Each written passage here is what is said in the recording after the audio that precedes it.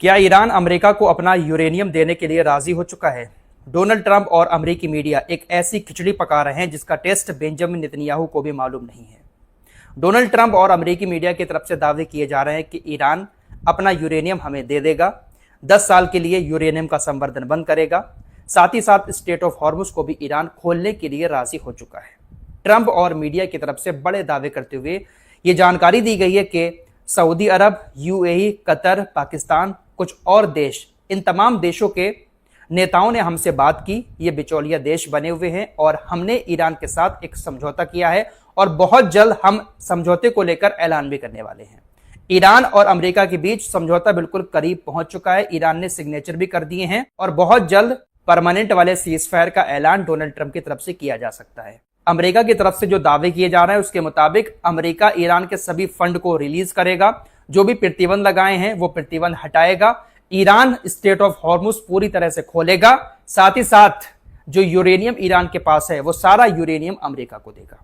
इस तरह के बड़े दावे डोनाल्ड ट्रंप और उनकी मीडिया की तरफ से दुनिया के सामने रखे जा रहे हैं। अमेरिकी मीडिया और डोनाल्ड ट्रंप के जो बयान आ रहे हैं उसको देखकर ऐसा लग रहा है कि ईरान और अमेरिका के बीच एक बहुत ज्यादा सीक्रेट बातचीत चल रही है और ये बातचीत इतनी सीक्रेट है कि इसका पता बेंजामिन नेतन्याहू को भी नहीं है। डोनाल्ड ट्रंप ने बेंजामिन नेतन्याहू को किनारे कर दिया है। डोनाल्ड ट्रंप दुनिया को ऐसा दिखा रहे हैं कि वो ईरान के साथ एक बड़ा समझौता कर चुके हैं और आखिरी दौर चल रहा है बातचीत का और बहुत जल्द सीजफायर का, परमानेंट वाले सीजफायर का ऐलान हो जाएगा।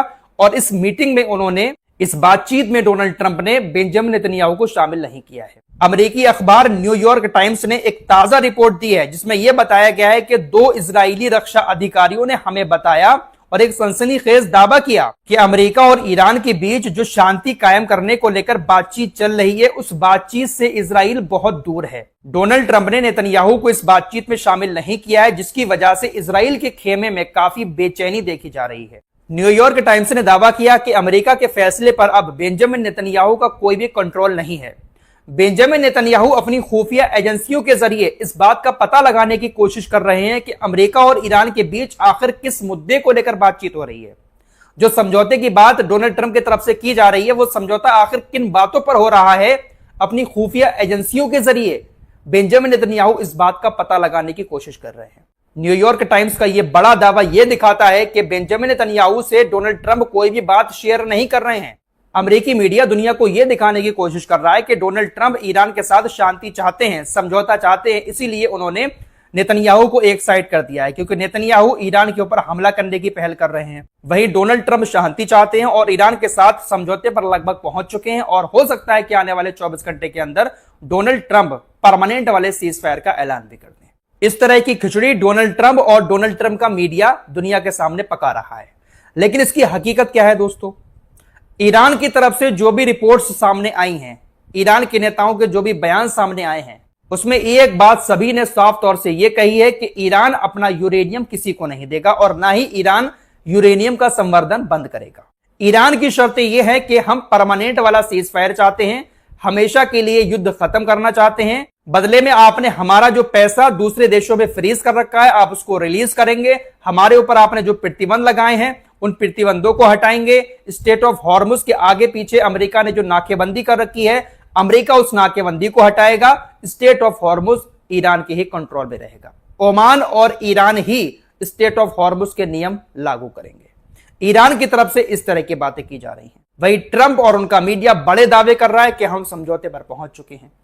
अब एक और बड़ी खबर ईरान की मीडिया की तरफ से दी जा रही है। ईरान की फार्स न्यूज एजेंसी ने बड़ा दावा करते हुए यह कहा है कि देखिए, अमेरिका के जो अधिकारी हैं वो ईरान के अधिकारियों को पर्सनल मैसेज भेजकर यह बात कह रहे हैं कि जो डोनाल्ड ट्रंप बड़ी बड़ी बातें दुनिया के सामने रख रहे हैं इनमें सच्चाई बिल्कुल भी नहीं है।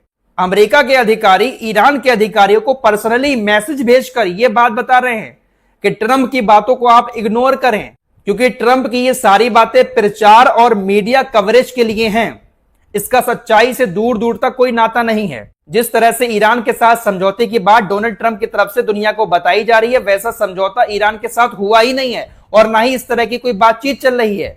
वो तो सिर्फ प्रचार कर रहे हैं और मीडिया कवरेज के लिए ऐसी बातें कर रहे हैं ताकि मार्केट क्रैश होने से बच जाए, कच्चे तेल के दाम जो ऊपर जा रहे हैं ट्रंप के इस तरह के बयानों के बाद तेल के दाम गिर जाएं। मतलब कुल मिलाकर बात यह है कि ईरान के साथ अमेरिका का कोई समझौता हो ही नहीं रहा है। डोनाल्ड ट्रंप सिर्फ और सिर्फ दुनिया को बेवकूफ बना रहे हैं, लंबे चौड़े पोस्ट करके यह दिखा रहे हैं कि हम समझौते के करीब पहुंच चुके हैं।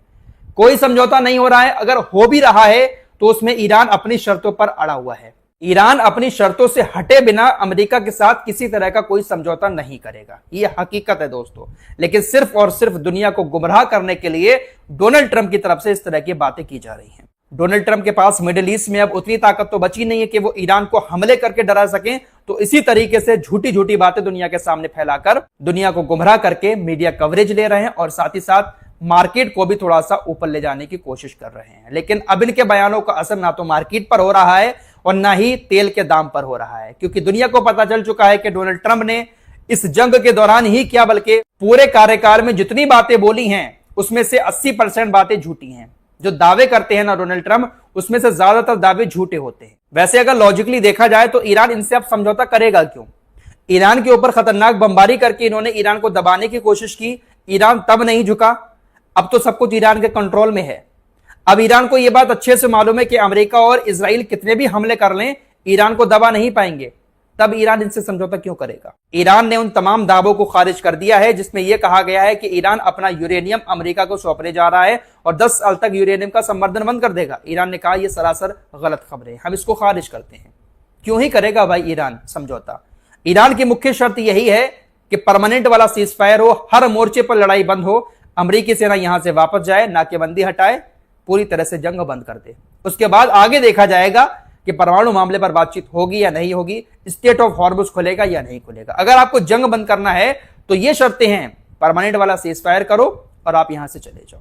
ईरान ने इस सीज फायर के दौरान अपने आप को काफी मजबूत कर लिया है। अमेरिकी मीडिया इस बात का दावा कर रहा है कि ईरान ने तमाम मिसाइल अड्डों को सही कर लिया है, साथ ही साथ हथियार भी बहुत ज्यादा जमा कर लिए हैं। एक रिपोर्ट और सामने आई है, सीज फायर के दौरान सिल्क रोड रेलवे के रास्ते चीन से हजारों FPV ड्रोन ईरान ने मंगाए हैं। ईरान ने ये FPV ड्रोन इसलिए मंगाए हैं कि अगर अमेरिका की सेना ईरान के अंदर घुसपैठ करती है तो इन FPV ड्रोन के जरिए अमेरिका की सेना को निशाना बनाया जा सके। ये वो ड्रोन है जिसका इस्तेमाल हिजबुल्लाह इजराइल के सैनिकों के ऊपर हमला करने में करता है। जो जमीनी ऑपरेशन चला रहे होते हैं सैनिक, उनके ऊपर ये ड्रोन बहुत अच्छा हमला करता है। हिजबुल्लाह ने भी इस ड्रोन से बहुत सारे हमले इजराइल के सैनिकों के ऊपर किए हैं। उत्तरी इजराइल से खबर भी आ रही है कि हिजबुल्लाह ने FPV ड्रोन के जरिए उत्तरी इजराइल के शिलोमी में मौजूद एक संवेदनशील इजरायली सैन्य अड्डे पर हमला किया। हिजबुल्लाह ने जब अपने FPV ड्रोन से इजराइल के ऊपर हमला किया तो हमले से पहले ना तो कोई अलर्ट जारी किया गया और ना ही अलर्ट के सायरन बजे। हिजबुल्लाह ने कहा कि हमारा हमला कामयाब रहा। फिलहाल खबर आ रही है कि ईरान ने इराक के कुर्दिस्तान क्षेत्र में मौजूद ईरानी कुर्द विपक्षी समूह कुर्दिस्तान फ्रीडम पार्टी के हेडक्वार्टर पर हमला किया। टारगेटेड मिसाइल हमला था जिसके बाद हेडक्वार्टर में आग लग गई। ये कुर्दिश लोग जो हैं वो कहीं ना कहीं ईरान के खिलाफ ऑपरेशन चलाने की फिराक में रहते हैं। ईरान ने उन्हीं के हेडक्वार्टर पर मिसाइल हमला करके आग लगा दी। फिलहाल कुल मिलाकर बात यह है कि डोनाल्ड ट्रंप बहुत बुरी तरह से फंसे हुए हैं, इसीलिए इस तरह की मनगढ़ंत बातें दुनिया के सामने रख रहे हैं कि ईरान हमें अपना यूरेनियम देने के लिए राजी हो गया। इस तरह की बातें करेंगे तो दुनिया को यह लगेगा कि ट्रंप ने इस जंग में जीत हासिल कर ली। हकीकत यह है कि ट्रंप को कुछ नहीं मिला है, ना ही अपनी सेना के जरिए ईरान को दबा पाए हैं और ना ही ईरान का यूरेनियम हासिल कर पाए हैं, इसीलिए पूरी तरह से बौखलाए हुए हैं। बेंजामिन नेतन्याहू से भी इसीलिए दूरी बना रहे हैं क्योंकि इनके साथ मिलकर ही इन्होंने हमले किए थे, फिर भी कुछ नहीं कर पाए ईरान का। अंदर अंदर ये दोनों लोग बहुत ज्यादा परेशान तो हैं कि आखिर हमने सब कुछ कर लिया लेकिन ईरान को दबा नहीं पाए। दुनिया के सामने बेइज्जती तो हो रही है इनकी कि सुपर पावर अपने आप को ये दोनों देश कहते हैं, लेकिन फिर भी ईरान को झुका नहीं पाए। अभी भी ईरान अपनी शर्तों पर ही आगे चल रहा है। इस रिपोर्ट में इतना ही, कुछ और खबरों के साथ फिर हाजिर होंगे। अपना ख्याल रखिएगा। अल्लाह हाफ़िज़।